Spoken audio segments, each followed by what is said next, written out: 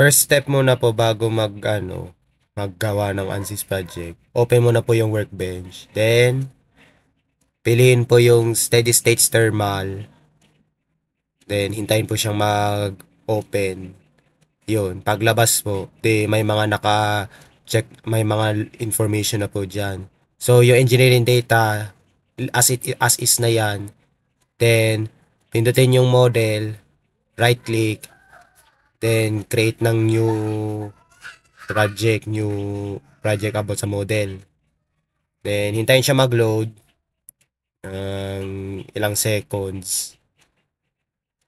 Kasi matagal-tagal siyang mag-open. So, hintayin na muna. Then, paglabas niya, naka blank model space siya. Walang nakalagay. Tapos naka XYZ axis 3D. So, XY plane, pindot. Tapos, i-orient pa 2D. Then,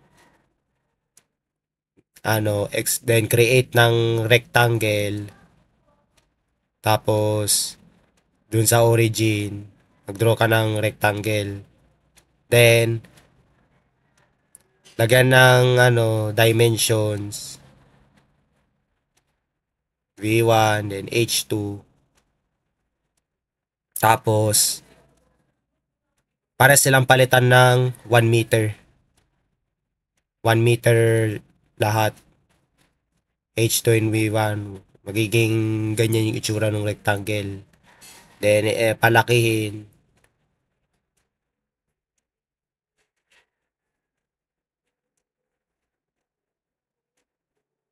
Tapos, apply. Then,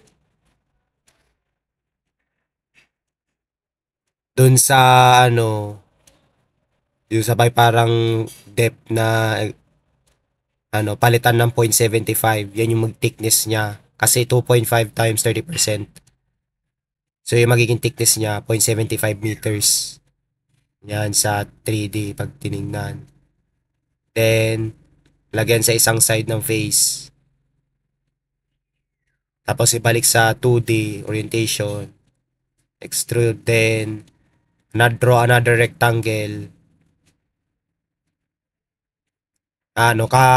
Same size rin nung unang rectangle. Then,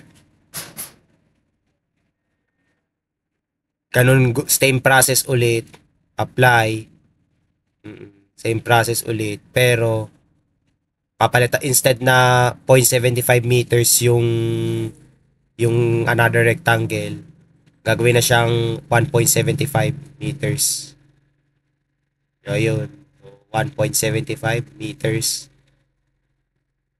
Tapos, pag tiniridi mo siya, ayan ang mangyayari. So, dalawang rectangle, yung isa 0.75, the other 1.75. Tapos, then exit, check model, check na yung geometry, then go to model. So, hintayin na muna siyang mag-load.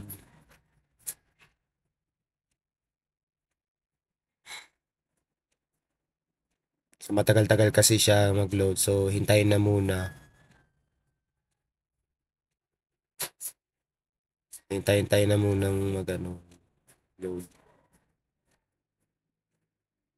Then, ayun, pag open na niya, sa model na yan, yung kanina geometry.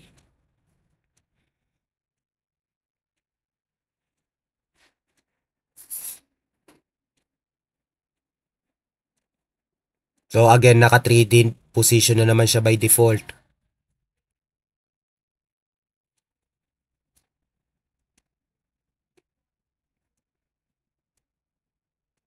Tapos yun, magde-generate na yung model dyan. Lalabas na siya dyan. Ayun, lumabas na yung model.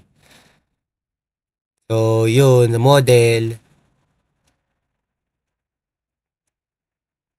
Tapos, pindutin yung mesh. Then generate. Para lalabas siya ng mesh na ganyan. Then steady state thermal, insert temperature. Tapos yung lagyan ng isang side, apply, then palitan yung temperature sa 25 degrees Celsius. Then same process, doon naman sa kabilang rectangle. Yan, ikutin. Tapos yan, apply. Tapos gawing 100 yung temperature degrees Celsius. Then insert, then temperature, tas heat flux. Temperature muna, then heat flux, then solve.